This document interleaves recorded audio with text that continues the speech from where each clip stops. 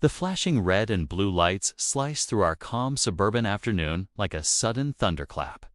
On my high-definition security feed, I watched two officers burst through the front gate of Cedar Ridge Estates, their faces tight with purpose. Right there on my doorstep stood Cynthia Lockwood, our self-proclaimed queen and HOA president. She was frantically waving a shiny brass key in the air like it was her ultimate badge of authority. Her face was crimson and twisted with absolute fury. She screamed at my locked door, completely unaware that my 12-year-old son, Noah, was safely inside.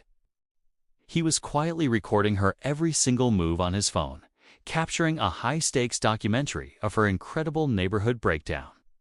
What Cynthia didn't realize was that in just a few minutes, she would be the one answering questions.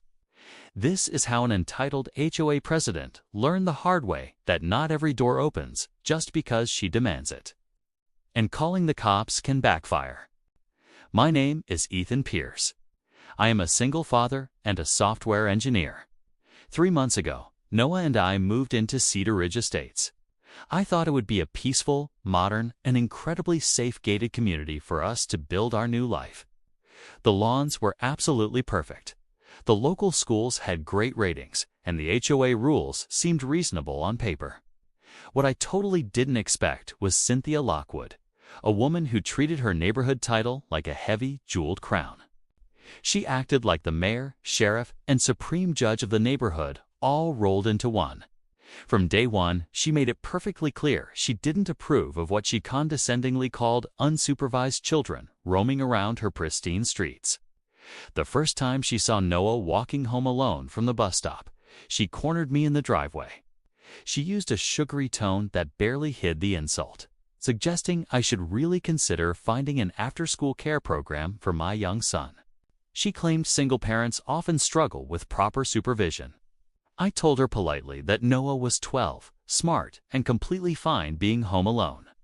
Plus, I worked from home and kept a close eye on my high-tech security camera system. That should have been the end of it, but Cynthia wasn't the type to back down when told no. A week later, she started making up new rules. She claimed the bylaws strictly prohibited children under 16 from being left alone at any time. When I asked to see those official bylaws, she told me they were being updated and I would get a copy soon. That copy, of course, never came. Over the next few weeks, Cynthia's bizarre and intrusive obsession only grew much stronger. Every afternoon, her silver SUV would appear right as the school bus arrived.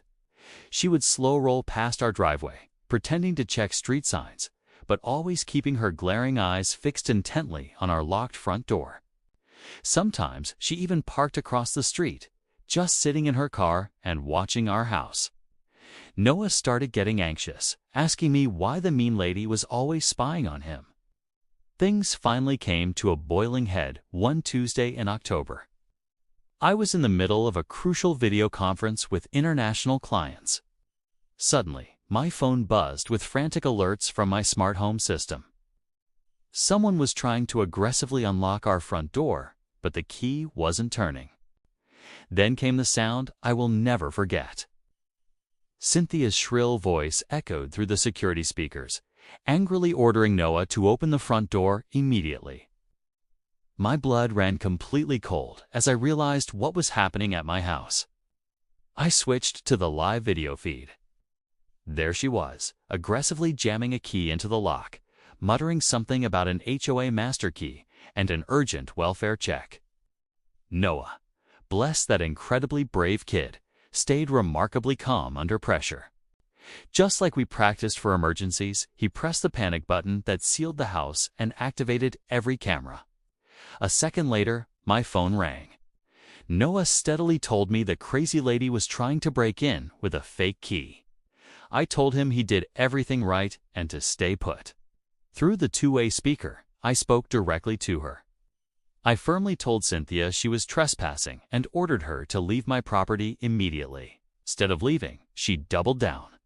Her face turned redder than a stoplight as she pulled out her phone. To my absolute disbelief, she actually dialed 911. putting on her absolute best, hysterical performance for the emergency dispatcher on the other end of the line. She falsely claimed there was an abandoned child inside who was possibly hurt. She stated she was performing an authorized HOA welfare check and accused me of severe neglect. The second she hung up the phone, I called 911 myself. I quickly explained that an unauthorized person was actively attempting to break into my home while my son was inside. The dispatcher assured me officers were en route. I shut down my meeting, grabbed my keys, and sped home in a panic. When I pulled into Cedar Ridge Estates, the flashing police lights were already painting the houses red and blue. Two officers, Officer Gallagher and Officer Reynolds, stood on my porch while Cynthia ranted about neighborhood safety. Inside, Noah followed my instructions perfectly. He stayed calm and spoke through the video doorbell, telling the police he was totally fine. By the time I stepped out of my car, Cynthia was pointing at me incredibly dramatically. She declared I was the negligent father who left his child alone. Officer Gallagher gave me a look of half amusement and half disbelief. He asked me quietly to explain what exactly had happened at my house today. I walked up to the door, pulled out my real house key, and unlocked it in one clean turn. Cynthia's so-called master key hung uselessly from her shaking fingers. Noah was at the kitchen table, doing his math homework like normal. For a kid who had just survived an attempted break-in, he looked astonishingly calm. The officers checked on him first, confirming he was unharmed. Then I turned on the living room TV and pulled up the crisp security footage. The room went dead quiet as the high-stakes video played. It clearly showed Cynthia marching up to our door, waving her key and forcing it into the lock. The timestamp proved she tried for 10 minutes before ever calling 911. Officer Reynolds crossed his arms and asked flatly where she got that key. Cynthia's confident smile violently flickered. She stammered something about HOA emergency protocols and having authorized access for neighborhood safety. When pressed harder by the police, she finally admitted she had made a secret copy of a maintenance key during a previous inspection. The officers exchanged sharp looks. Duplicating a key without permission is pure criminal intent. That is exactly when I showed them the massive evidence file I had been compiling. It had screenshots of her fake rules and notes of every time she watched. Noah. Mrs. Sullivan across the street even provided her own doorbell footage. Mrs. Sullivan's video showed Cynthia sitting in her car for 20 minutes straight, eyes locked on our house. Officer Gallagher's tone hardened. He reminded her that filing a false 911 report is a severe criminal offense. The more the officer spoke, the smaller Cynthia seemed. The once arrogant president of the HOA was rapidly shrinking under the crushing weight of her own lies. Outside, curious neighbors started to gather on the quiet street. A few phones were raised, capturing her incredible dramatic downfall. Cynthia noticed the audience, her face flushing red, then pale. The absolute authority she had desperately clung to was dissolving right in front of her eyes. Officer Reynolds asked to see the HOA bylaws granting her any right to enter a home. Cynthia faltered, claiming the documents were at her house. The officer cut her off gently, but firmly, destroying her very last line of defense. He stated no HOA policy overrides state property laws, and she cannot enter a private home without permission. Then came the glorious words I will never forget. Cynthia Lockwood was officially cited for attempted unlawful entry. Her mouth opened in pure shock, but no sound came out. She sputtered about her leadership duties. As they wrote the citations, I calmly informed them I would be pressing charges and my attorney would follow up immediately. The mention of a lawyer drained the last color from her face. The next HOA meeting was absolutely legendary. Half the neighborhood showed up for the ultimate showdown. The air buzzed with intense electric anticipation. I brought my attorney, Harrison Blake. He laid everything out like a high-stakes courtroom presentation. Unauthorized key duplication, attempted break-in, false reporting, and severe harassment were all totally documented and undeniable. Harrison called for a full audit of the HOA's key policies.